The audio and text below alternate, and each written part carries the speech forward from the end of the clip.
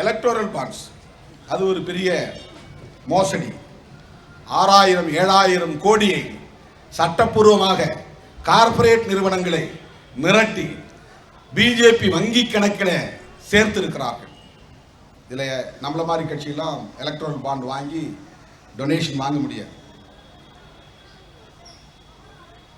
அதில் மிக அதிகமாக ஒயிட் மணி, வெள்ளை பணம், நேரடியாக எந்த கம்பெனி பிஜேபிக்கு எவ்வளவு பணம் கொடுத்தது என்பது வங்கியில் இருக்கிறது.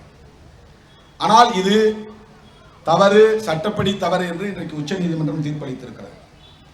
இவ்வளவு பெரிய மோசடியை சட்டப்பூர்வமாக செய்ய முடியும் என்கிற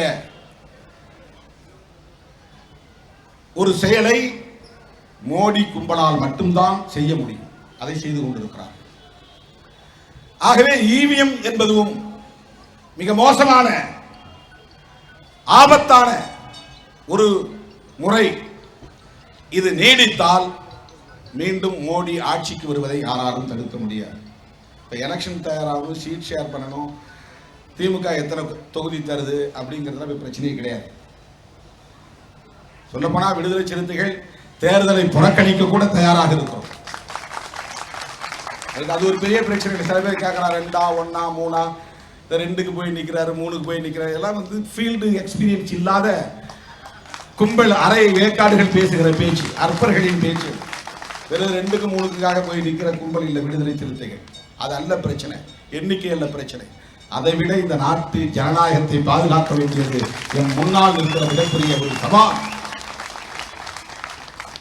எலெக்ஷன்ல நாங்கள் நின்று ஜெயிச்சு தான் போகணுங்கிறது ஒன்றும் பெரிய கட்டாயம் கிடையாது. ஆனால் அதை விட அரசமைப்பு சட்டத்தை பாதுகாக்க வேண்டும்.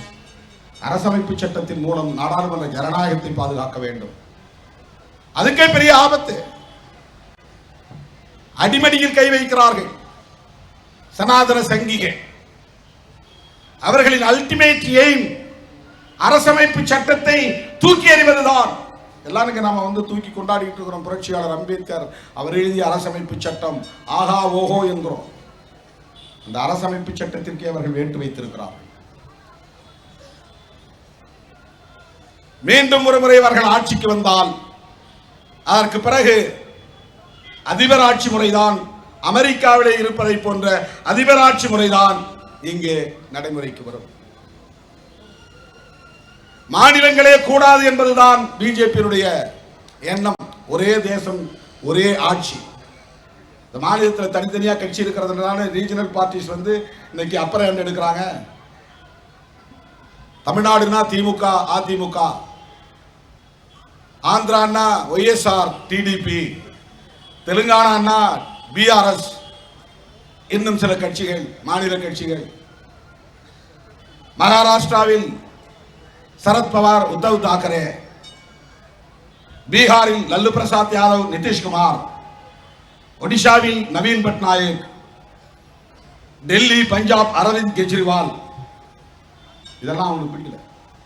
இந்தியா முழுக்க ஒரே கட்சி தான் இருக்கணும், இந்தியா முழுக்க ஒரே ஆட்சி தான் இருக்கும். மொழி உணர்வு கூடாது.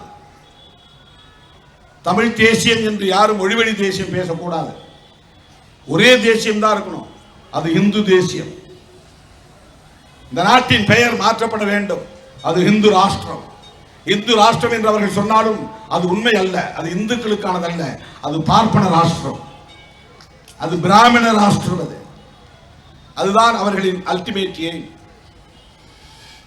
இங்கே டெமோக்ராட்டிக் சிஸ்டம் கூடாது, வர்ணாசிரம சிஸ்டம், வர்ணாசிரம தர்ம சிஸ்டம் தான் கூட நடைமுறைக்கு வர வேண்டும். அதுதான் வேண்டும். டெல்லி தலைநகராக இருக்கக்கூடாது, வாரணாசி தான் தலைநகராக இருக்க வேண்டும். இப்போது பிறக்கிற இந்த கொடி தேசிய கொடியாக இருக்கக்கூடாது.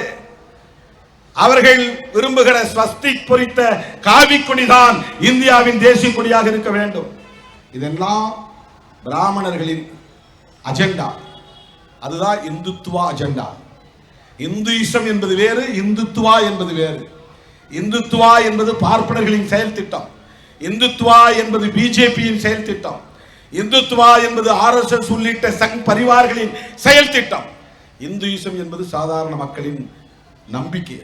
ராமர் மேல வைத்திருக்கிற நம்பிக்கை, சிவபெருமான் மேல் வைத்திருக்கிற நம்பிக்கை, முருகன் மேல் வைத்திருக்கிற நம்பிக்கை, விநாயகன் மேல் வைத்திருக்கிற நம்பிக்கை.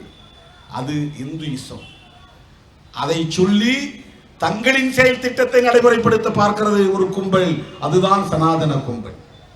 இதை புரிந்து கொள்வதிலே இன்றைக்கு ஒரு பெரிய சிக்கல் இருக்கிறது. இதை புரிந்து கொள்ளாமல் அவர்களை அடையாளம் காண முடியாது, வீழ்த்த முடியாது. அந்த அஜெண்டாவுக்கு வேலை செய்யக்கூடிய சேவை ஆட்கள் தான் மோடி, அமித்ஷா போன்ற நான் பிராமின்ஸ், பிராமணர் அல்லாத சங்கிகள். அவர்களுக்கு வேலை செய்ய போராடி கொண்டிருக்கிறார்கள். அவர்களின் அல்டிமேட் எய்ம் அரசமைப்பு சட்டத்தை நீர்த்து போக செய்வது. ஒன்று டைல்யூட் பண்ணணும், இல்லைன்னா தூக்கி எறியணும்.